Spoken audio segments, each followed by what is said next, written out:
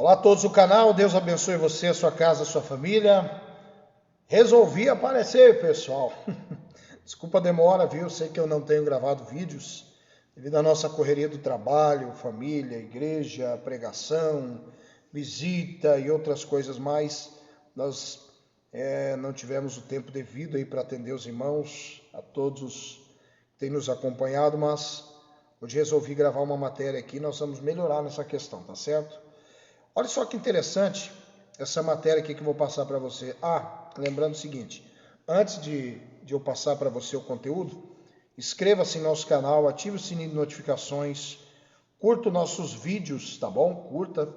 Se puder compartilhar também, seremos gratos a todos vocês, tá bom? Muito importante a tua ajuda, a tua participação, tá certo? Eu vou colocar aqui em cima, no cantinho da tela, tá bom? Para você acompanhar comigo essa matéria. Olha que interessante o que diz aqui. Você acompanha aí, eu vou para o PC que está na minha frente aqui. Ó. Arcebispo considera a oração do Pai Nosso problemática por ser patriarcal. A afirmação foi feita durante o sínodo da Igreja Anglicana. Olha, é cada dia uma nova pessoa, não é possível. Eu não sei o que está acontecendo, quer dizer, saber eu sei, eu já vou te falar. Arcebispo considera a oração do Pai Nosso problemática por ser patriarcal. Ou seja, estão achando defeito até na oração do Pai Nosso agora. E quem é que me fala uma coisa dessa? Um arcebispo, né? Olha só que interessante a matéria. O arcebispo de York, no Reino Unido, Stephen Cottrell, né? Afirmou que o início da mais tradicional oração entre os cristãos, o Pai Nosso, pode ser problemático, por quê?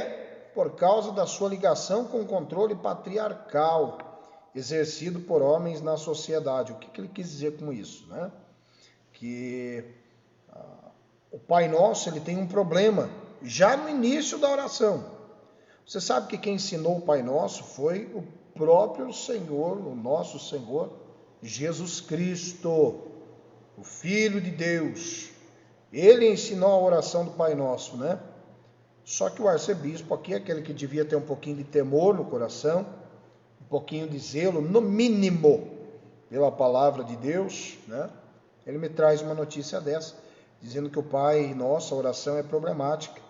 Por quê? Porque ela pode afetar pessoas que tiveram problemas com seus pais lá atrás. Quer ver só? Eu sei que a palavra pai é problemática para aqueles cuja experiência de pais terrenos é destrutiva e abusiva, e para todos os que têm enfrentado um controle agressivo e patriarcal na vida. Ora, eu não consigo entender a mente de um camarada desse. Quer dizer, ele quis comparar, ele quis colocar aí no comentário dele, que a oração do Pai Nosso é problemática, porque a palavra pai pode causar problemas para aqueles que tiveram experiências ruins com seus pais no passado, né? Que tiveram uma relação, segundo ele, destrutiva, uma relação abusiva. Ora, se Jesus ensinou a oração do Pai Nosso, é porque a Bíblia é clara quando ela fala o seguinte: pode uma mãe esquecer-se do filho que amamenta, mas eu, Senhor, não esquecerei. Ou seja, uma mãe pode se esquecer de um filho. E o amor de mãe é muitas vezes muito maior que o amor do pai. Só que o Senhor não se esquece. Agora, o modelo de pai verdadeiro, completo, absoluto, né, é do nosso Deus. É daquele cujo o ensinamento veio através de Jesus Cristo, nosso Senhor. É um camarada desse, chega e me faz um negócio desse. Olha, nós estamos vivendo tempos difíceis, tempos trabalhosos, como a Bíblia diz. E eu fico observando esse tipo de coisa.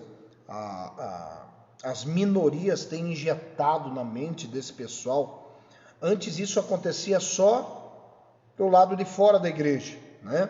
Só para aqueles que estão fora, que não professam nenhum crédulo, que não confessam Jesus como Senhor, que tem a Bíblia como inimiga, né?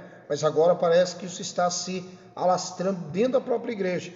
São líderes evangélicos, líderes católicos, enfim, em todos os segmentos. Só não acontece esse tipo de comentário, muitas vezes, lá no meio do Islã, né? Até porque vocês sabem muito bem o que vai acontecer se eles fazem um comentário desse lá dentro. Mas olha que coisa terrível. A mente das pessoas, né, está ficando cauterizada. A Bíblia diz que o Deus desse século cegou-lhes o entendimento. Cegava-se até então dos de fora. Hoje já está nos de dentro. Então nós temos que tomar muito cuidado. Eu vejo um grande problema nisso. É tempo de nós nos unirmos. Atenção, povo cristão. Você que professa fé em Cristo Jesus. Estou falando de cristão, não estou falando de crente, de católico, de espírito, não. Estou falando de cristão, servos de Deus. Para você que professa a fé em Jesus, é tempo de nós nos unirmos. É tempo de nós esquecermos as placas. É tempo de nós esquecermos um pouquinho, deixar tudo isso aí de lado. Deixar as questões aí, os usos e costumes, tá certo? A doutrina da palavra é uma. Uso e costume é outra coisa. Placa de igreja é outra coisa. Diferenças, todos nós vamos ter. Mas a palavra é uma só. Deveria ser um corpo apenas. Embora Jesus tenha um corpo só. Mas tem pessoas que muitas vezes tentam dividir o corpo de Cristo, né?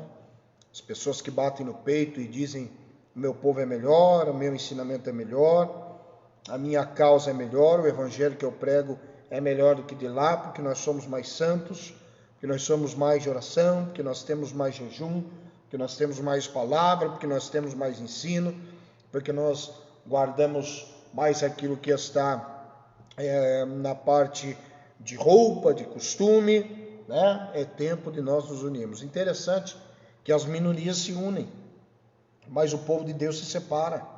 São intrigas, são coisas que não levam a nada. E enquanto isso, as minorias têm tomado o poder, têm ganhado campo.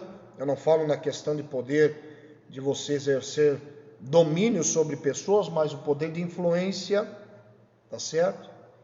Então as coisas têm acontecido de uma maneira tão triste. Eu comentava tempos atrás, né? Eu me lembro quando era menino, nós íamos na igreja. A igreja era uma igreja de oração, de muita oração.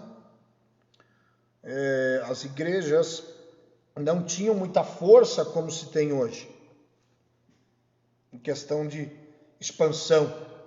O número de evangélicos no Brasil cresceu muito. Mas hoje a igreja é uma igreja fraca. Naquele tempo o número era menor, mas a igreja era uma igreja forte.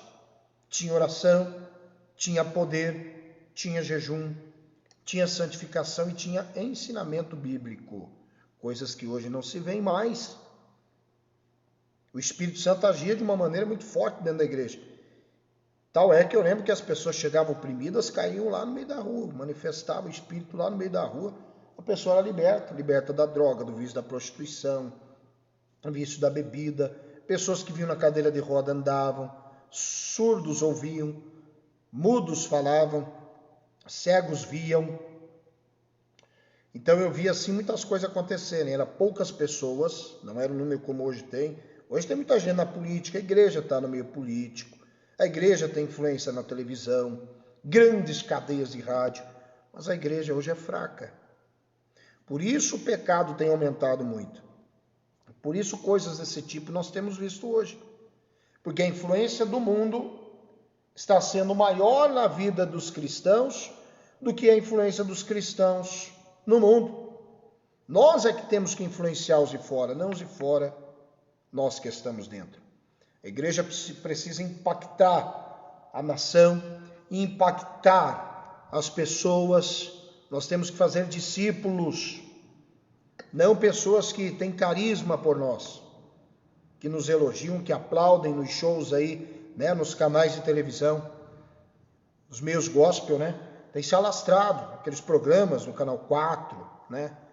Em algumas emissoras aí que você sabe muito bem, alguns programas conhecidos, tipo do Raul, né? O camarada vai lá, canta, né? E o povo aplaude, e eles sabem que é Deus usando. Mas que efeito aquilo ali causa muitas vezes? Nada, só aplauso, dinheiro e fama, mais nada. Agora, mudança de vida, isso pouco tem causado a igreja nos dias de hoje. Muito pouco. Nós estamos falhando. Eu morei num bairro que tinha 23 igrejas. Mais ou menos, que foi mais ou menos isso que eu contei. Todas diferentes. Mas no bairro aumentava o número de adeptos das drogas, assassinatos, roubos, né? 23 igrejas num bairro pequeno. E o número de pessoas que estavam com a vida arrasada, né? Ou com a influência do mundo na sua vida, ou até nas drogas, vícios, enfim, todo tipo de perversidade, aumentava. Por quê? Porque a igreja não fazia diferença. Hoje nós devíamos unir as igrejas. O povo de Deus tinha que se unir. Esquecer tudo essa placaiada, isso aí não vai levar nada. O céu é um só. O céu é um só. Quando nós formos para lá, quando Jesus vier buscar a igreja, ele não vai olhar para a placa. Ele não vai separar um rebanho em cada canto lá, não. Não vai falar assim, vem, Igreja Deus e Amor, Batista, Assembleia, vem a congregação, vem Universal, vem... Não, não, não, não, não. Vai ser um só rebanho, como a Bíblia diz, e um só pastor. Então nós temos que se unir, pessoal. É tempo de união. Jesus está voltando e parece que as ideologias têm dominado de uma maneira tão grande, por quê? Justamente pelo que eu falei. Porque a igreja hoje tem muita influência, pouco poder. Quando isso acontece, o pecado entra, os espíritos malignos entram, os falsos profetas tomam conta. Quanta gente eu vejo que está aí desanimada. Então é tempo de nós nos unirmos, irmãos. Buscar as almas perdidas, falar do amor de Deus e prestar atenção em tudo que tem acontecido. Porque tudo isso aí já é o espírito do anticristo ganhando muita força nos dias de hoje. Porque o espírito de Deus tem sido pouco buscado. Se buscam coisas, bens, se busca apartamento, casa. Você só vê testemunho desse tipo na igreja. Isso aí, se você trabalhar, você ganha. Se Deus não te der, quer ver um milagre maior, é o fôlego de vida que Deus te dá. Deus te dá força. Deus permite que você acorde. Deus permite que você feche os olhos, e até para dormir é um ato de fé, porque você fecha os olhos, você não sabe se você vai acordar amanhã. Você não sabe se vai levantar no outro dia. Mas de repente tu abre o olho e você está aqui ainda. Aí o fôlego está entrando e saindo.